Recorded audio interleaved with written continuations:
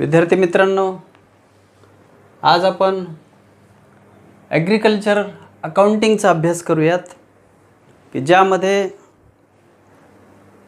शेतीमध्ये कोणकोणत्या ॲक्टिव्हिटीज केल्या जातात या संदर्भातला आपल्याला अभ्यास करायचा आहे।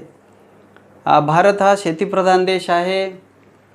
भारतामध्ये मोठ्या प्रमाणात लोकांकडून शेती केली जाते आणि जर या शेतकऱ्यांना बँकां किंवा विमा कंपन्यांकडून काही फॅसिलिटी मिळवायच्या असतील तर त्यावेळेस त्यांना ॲग्रिकल्चर अकाउंट मेंटेन करावं लागतं, त्याचे स्टेटमेंट्स तयार करावे लागतात। त्यावेळेस त्यांना बँका किंवा विमा कंपन्यांकडून लोन मंजूर होतं किंवा विम्याची सेवा प्राप्त होते।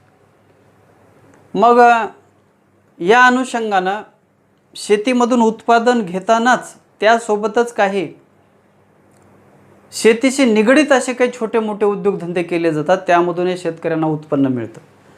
त्या ॲक्टिव्हिटीज आपण पाहूयात, त्याला आपण म्हणू फार्म ॲक्टिव्हिटीज। त्यामध्ये पहिला मुद्दा आहे ॲग्रिकल्चर।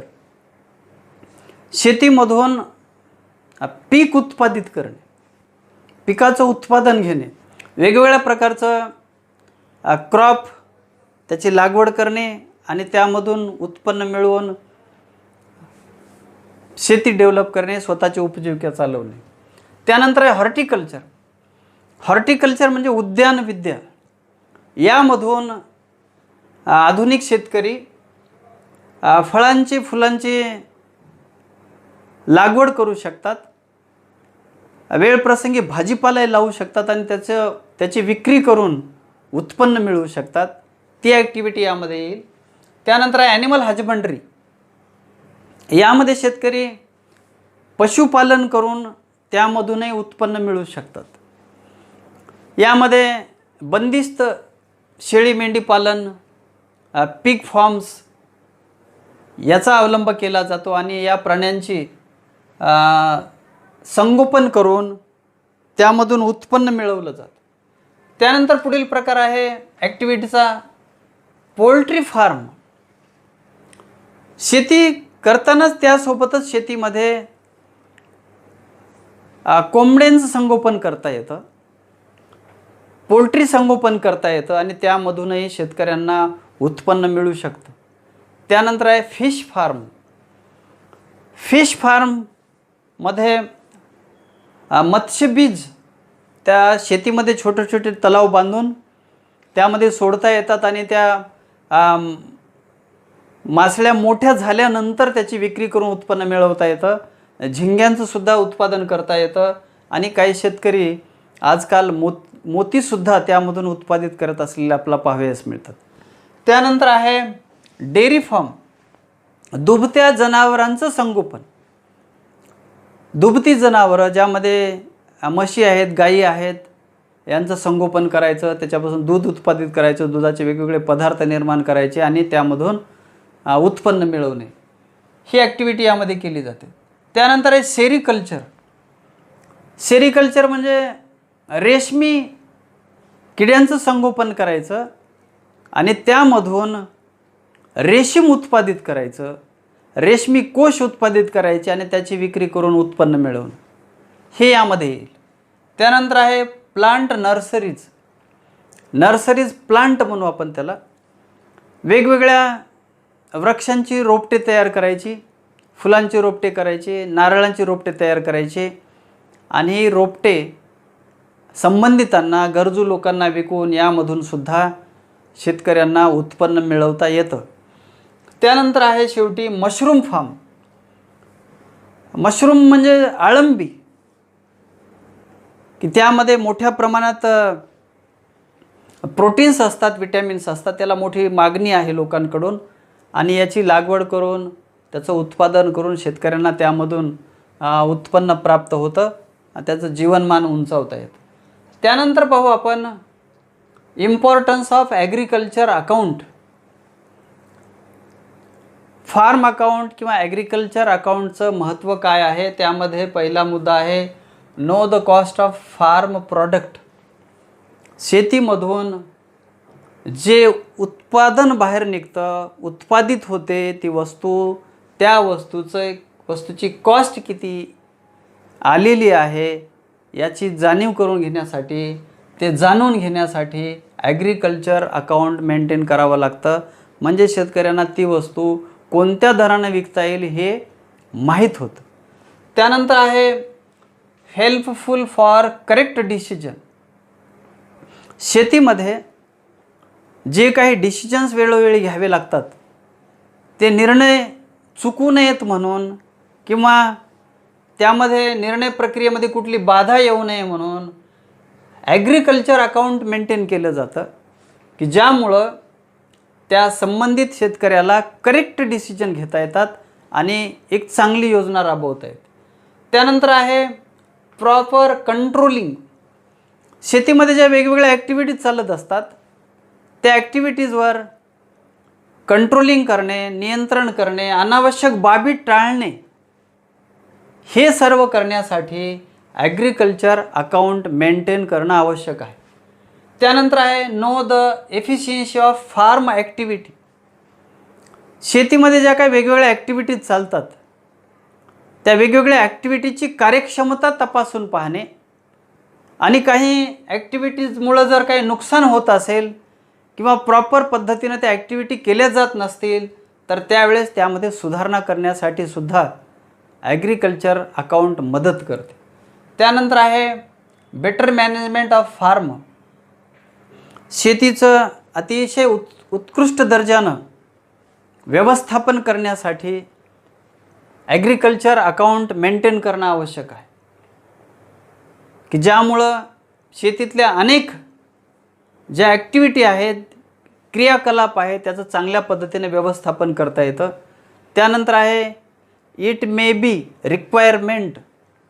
जर फार्म अकाउंट किंवा ॲग्रिकल्चर अकाउंट मेंटेन केलं तर त्यांचे अद्ययावत स्टेटमेंट्स त्या शेतकऱ्याला प्राप्त होतात आणि ह्या शेतकऱ्याला जर बँका किंवा विमा कंपन्याकडून काही फॅसिलिटी घ्यावयाच्या असतील, विम्याची सुविधा घ्यायची असेल, बँकेकडून लोन घ्यायचं असेल तर अशा वेळेस त्या बँका किंवा विमा कंपन्या त्या डॉक्युमेंट्सचे डिमांड करतात, रिक्वायरमेंट करतात. त्यावेळेस ते डॉक्युमेंट्स उपलब्ध करून देऊन शेतकऱ्याला त्या फॅसिलिटीज मिळवता येतात. त्यानंतर आहे बेटर फार्म प्लॅनिंग. शेतातील सर्व व्यवहारांची अतिशय पद्धतशीरपणे नियोजनबद्ध पद्धतीने व्यवस्था लावण्यासाठी, संबंधिताकडून कार्य करून घेण्यासाठी ॲग्रिकल्चर अकाउंट आवश्यक आहे, की ज्यामुळं नियोजनबद्धरित्या प्रत्येक बाब पूर्ण करणं त्या शेतकऱ्याला शक्य होतं. त्यानंतर आहे review of income and expenditure.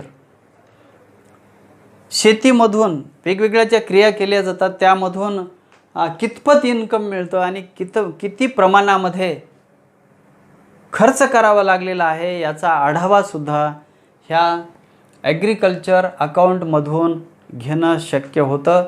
आणि या अनुषंगानं हे ॲग्रिकल्चर अकाउंट किंवा फार्म अकाउंट मेंटेन करणं आवश्यक आहे. यानंतर आपण पुढील भागाकडे वळूयात, जो आहे फीचर्स ऑफ फार्म अकाउंटिंग.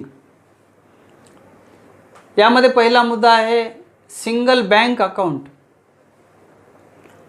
शेतकरी वर्ग ज्यांच्याकडे एखादं अकाउंट बँकेमध्ये ओपन केलेलं असतं ते प्रायव्हेट यूजसाठी त्याचा वापर करतात. त्यासोबतच शेतकरी त्या अकाउंटचा वापर आपल्या शेतीच्या ट्रान्झॅक्शनसाठी सुद्धा करतात. म्हणजे हे अकाउंट कंबाईन पद्धतीनं यूज केलं जातं, वापरलं जातं. त्यानंतर आहे बार्टर ट्रान्झॅक्शन्स. वस्तुविनिमयाचे व्यवहार. शेतीमध्ये जे लेबर्स कामाला येतात त्यांचे जे वेजेस आहेत ते वेजेस काही वेळेस पैशाच्या स्वरूपातही दिले जातात, पण बऱ्याच वेळेस ह्या मजूर लोकांना वस्तुविनिमयाच्या माध्यमातून मजुरी प्रदान केली जाते. म्हणजेच त्या मजुरांना मजुरीच्या बदल्यामध्ये धान्यसुद्धा पुरवलं जातं, मजुरी म्हणून धान्य दिलं जातं. त्यानंतर आहे consumption of product bye owner. शेतीच्या वेगवेगळ्या ॲक्टिव्हिटीजमधून ज्या वस्तू उत्पादित होतात, ज्यामध्ये शेती आहे, शेतीमधून धान्य उत्पादित होतं. ते त्या शेतीचा मालक यूज करतो, म्हणजे ड्रायव्हिंग करतो. शेतीमध्ये डेअरी फार्म असेल तर दूध उत्पादित होतं, त्याचा वापर शेतकरी वर्गामार्फत केला जातो, ओनरमार्फत केला जातो. म्हणजेच consumption of product bye owner, शेतीच्या ॲक्टिव्हिटीजमधून, फार्म ॲक्टिव्हिटीजमधून जे उत्पादन निर्माण होतं त्याचा वापर त्या ओनरकडून केला जातो. म्हणजे त्या ठिकाणी त्या व्यक्तीकडून, ओनरकडून त्या वस्तूची ड्रायव्हिंग केली जाते. त्यानंतर आहे इन्व्हॉल्वमेंट ऑफ फॅमिली मेंबर्स. ह्या फार्म ॲक्टिव्हिटीजमध्ये त्या शेतकऱ्याच्या घरातील अनेक मेंबर, फॅमिली मेंबर्स इन्व्हॉल्व होतात, शेतीमध्ये काम करतात, शेतीच्या उत्पादनाला हातभार लावतात. त्यानंतर आहे इंटरनल ट्रान्सफर. एखाद्या फार्ममध्ये वेगवेगळ्या ॲक्टिव्हिटीज चालतात. जसं ॲग्रिकल्चर ॲक्टिव्हिटी आहे ज्यामध्ये पिकाची लागवड केली जाते, आणि दुसरं डिपार्टमेंट आहे डेअरी डिपार्टमेंट आहे, डेअरी फार्म आहे. तर शेतीमधून जे चारा वगैरे उत्पादित होतो, कडबा उत्पादित होतो, त्याचा वापर डेअरी फार्ममध्ये केला जातो, म्हणजे इंटरनल ट्रान्सफर होते. तर डेअरी फार्ममधून जे काही शेणखत वगैरे असेल, पुढं पाहायचं आहे आपल्याला, शेणखत वगैरे उत्पादित होतो, तो क्रॉप सेक्शनद्वारे शेतीमार्फत किंवा शेतीमध्ये त्याचा वापर केला जातो. म्हणजे इंटरनल त्या प्रॉडक्टचं ट्रान्सफर होतं, बाय प्रॉडक्टचं ट्रान्सफर होतं. त्यानंतर use of manure and seeds. आत्ताच सांगितल्याप्रमाणे डेअरी फार्ममधून निर्माण होणारं मॅन्युअर म्हणजे भरखत आहे, शेणखत आहे, त्याचा वापर क्रॉप सेक्शनमध्ये, शेतीमध्ये केला जातो. तर शेतीमधून उत्पादित होणारे जे सीड्स आहेत, धान्य आहे, त्याचा वापर त्या डेअरी डिपार्टमेंटमध्ये सुद्धा केला जातो. पशूंनासुद्धा ते खाण्यासाठी वापरलं जातं. त्यानंतर लँड डेव्हलपमेंट एक्सपेन्सेस. एखाद्या शेतीमध्ये वेगवेगळ्या ॲक्टिव्हिटीज चालतातच, आणि त्या मग शेतजमिनीवर खर्च होतो. तो खर्च जमिनीवर होतो, मग त्याचं डिव्हायडेशन वेगवेगळ्या विभागामध्ये करावं लागतं. त्यानंतर आहे जॉईंट कॉस्ट. काही खर्च असे असतात की जॉईंटली केले जातात. जसा एखादा शेतीमध्ये फार्म हाऊसला एखादा मॅनेजर ठेवलेला असेल, त्या मॅनेजरला दिली जाणारी सॅलरी त्याला सगळे डिपार्टमेंट्स मॅनेज करण्यासाठी दिलेली असते, ती जॉईंट कॉस्ट असते. त्याचीसुद्धा विभागणी त्यानं जेवढा वेळ त्या त्या विभागाला दिलेला आहे, डिपार्टमेंटला दिलेला आहे, त्याच्या प्रमाणामध्ये डिव्हाइड केला जातो. त्यानंतर आहे शेवटी जॉईंट यूज ऑफ इक्विपमेंट्स. शेतीमध्ये जी काही अवजारं असतात ती बऱ्याच वेळेस जॉईंटली वापरली जातात. उदाहरणादाखल सांगायचं झालं तर ट्रॅक्टर आहे, टेम्पो आहे.